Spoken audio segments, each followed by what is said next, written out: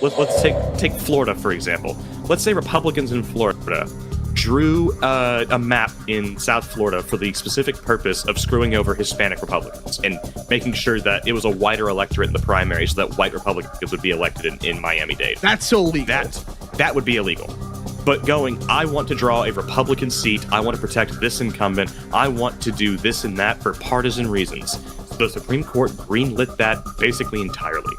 You have to prove they're doing it for racial reasons, which you can't prove. It's not the 1950s the anymore. The only exception to this is, I think the way the Supreme Court put it is, if you want to bring a challenge to a map for racial gerrymandering reasons, and you want representation, the only way you can do it is if you submit a map. You have to submit a map that has your preferred solution, which is normally another black or Hispanic seat, and it has to match all of the needs of the legislature who drew the map. Now, for the purposes of all the black seats in the South, it doesn't exist. There is no way to draw a Republican seat that is majority black.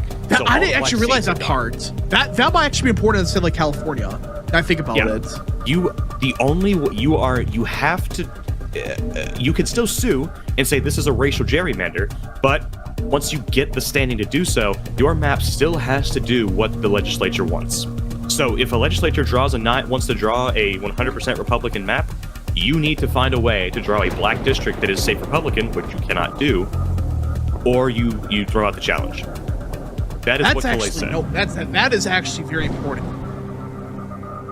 So they can't do anything. No fucking way can prove it. Good luck.